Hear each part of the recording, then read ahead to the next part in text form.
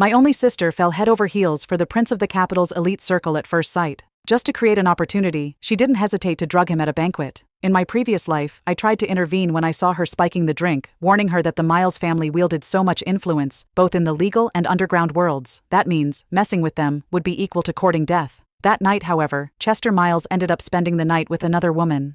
By the next day, he was engaged with said woman in a flash announcement. My sister said nothing out loud about it. On the way home, however, she pushed me off an overpass. I was killed on the spot, my body crushed under a speeding truck. In my final moments, she screamed at me, accusing me of ruining her chance to marry into a wealthy family. When I opened my eyes again, I found myself back at the banquet on that fateful day. This time, I was determined to watch her dig her own grave. As I watched Chester drink the spiked wine, my sister stood at a distance, her eyes gleaming with scheming satisfaction. Within 2 minutes, the drug kicked in. Chester's face flushed unnaturally red. His private bodyguards immediately stepped in, supporting him as they escorted him upstairs. I gave my sister an okay gesture and handed her the room key. This time, I didn't stop her. I wanted to see just how far she could go with her schemes. Glancing at the bodyguards who had already taken notice of her from afar, I smiled and said, "Relax, you're my sister. If I don't help you, who else will? When you marry into the Miles family, just don't forget about this sister of yours, all right?" In my past life, she was convinced that I had ruined her chance to marry into wealth, blaming me for her failure and my gruesome death. The bodyguards stood at the door as my sister made an excuse about delivering water and went inside. I stayed hidden at the end of the hallway, keeping a close watch. Not long after, a heavy thud came from the room. Moments later, Kathy was dragged out of the room, unconscious, by a group of men. 5 bodyguards, wearing lecherous grins, dragged her into the room next door. Seeing this, I let out a sigh of relief and clapped my hands, ready to leave. Suddenly, a heavy blow struck the back of my head. Everything went black, and I lost consciousness. When I came to, my limbs were tied to the bedposts with silk ribbons. In front of me was Chester's sweat-drenched face. My eyes widened in shock, and I opened my mouth to call for help. Before I could, he silenced me with a kiss, his lips pressing firmly against mine. "Don't think I don't know there was something wrong with that drink tonight," he said, his voice cold and dangerous. "Since you delivered it, you can deal with the consequences." My cries for help were muffled as the room was filled with heated breaths. I struggled fiercely, using every ounce of strength I had, but it was futile.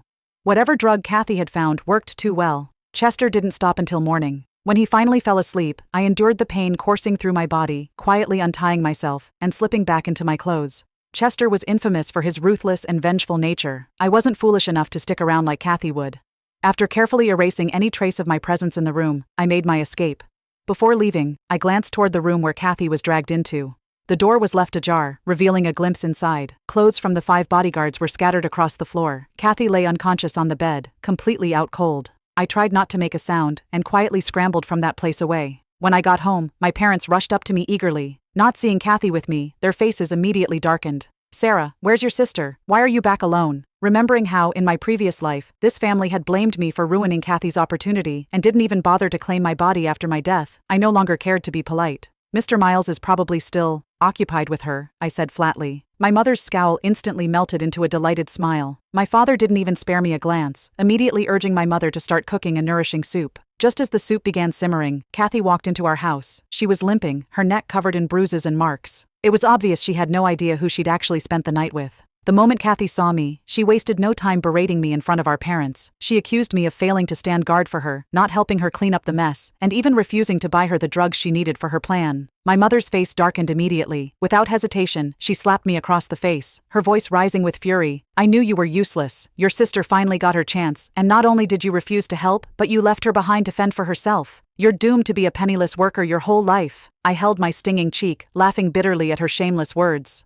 "At least I make my money through honest work. Unlike some people, I'd never stoop to selling my body." My father's face twisted with rage. He grabbed the ashtray from the coffee table and hurled it at my head. Blood instantly soaked my clothes, but he didn't so much as blink. Instead, he continued to hurl insults at me. "All you ever talk about is working, working. Do you think your pitiful wages will be enough to give me and your mother any comfort before we're dead and gone? You're a complete disgrace, and now you have the nerve to insult your sister? If I'd known you'd turn out like this, I would have sold you off back then and saved myself the trouble." I pressed a wad of tissues against the wound on my forehead, but no matter how hard I tried, the bleeding wouldn't stop. Disappointment overwhelmed me, and I couldn't hold back my retort. "If you're so eager to sell your daughter's body, why not just open a brothel?" For a moment, panic flashed across both my parents' faces. Just as they were about to lash out again, Kathy interrupted, smugly flaunting herself.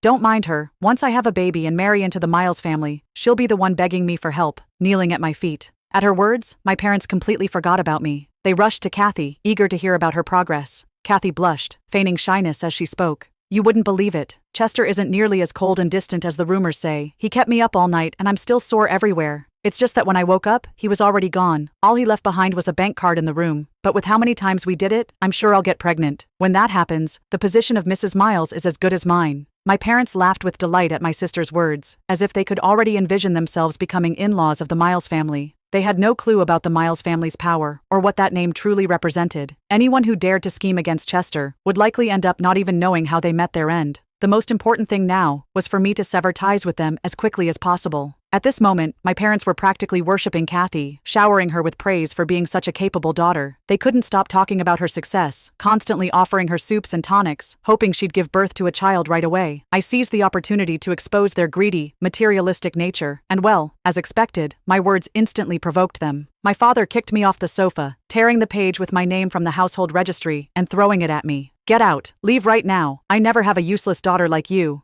My mother looked at me with pure disappointment, her gaze full of contempt. I smiled and picked up the page from the household registry that had fallen to the floor. One day, you'll realize that the Miles family isn't as simple as they seem. Anyone who dares to scheme against Chester might end up the one begging for mercy. I spent the night in a hotel, buying some medicine from a pharmacy to treat the wound on my forehead. The next day at work, I overheard my colleagues gossiping. Did you hear? Someone drugged Mr. Miles last night. They slept with him and then ran off, and Mr. Miles is going crazy trying to find them. The last person who tried is probably already in the grave. Remembering what my colleagues had just said, I immediately went home and wrote up my resignation letter. I couldn't fight them, but I could avoid them. My boss didn't ask for any reason and quickly processed my resignation. Afraid of being found by Chester, I rented a small apartment and stayed hidden for a week, not daring to go outside. Kathy, on the other hand, was the complete opposite. She paraded around the corporation building every day, hoping Chester would recognize her as the one who had drugged him that night. Unfortunately for her, Chester's bodyguards walked past her countless times without sparing her a single glance. Kathy was beginning to panic. She registered an account online under her real name, posting updates about the dinner from that night in every single post. After 10 posts, Chester still hadn't reached out to her. Next, she took a photo of the bank card and claimed it online as her find.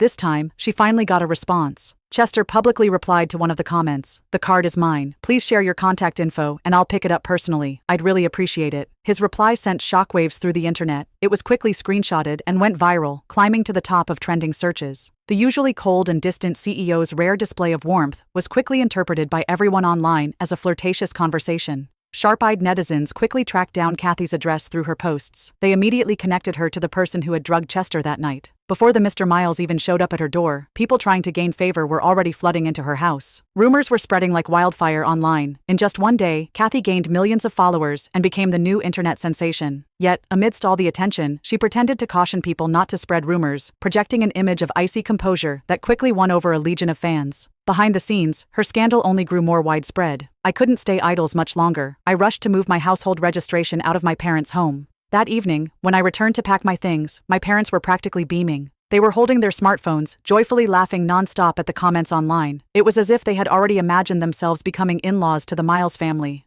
I paid them no heed and proceeded to head back to my room to pack my things. Kathy strutted out of her room and stood in front of me with a smug expression. You still don't know, right? Mr. Miles has already messaged me, saying he wants to meet. He must have figured out that I was the one who helped him that night, but he's not angry with me. He might have been interested in me all along.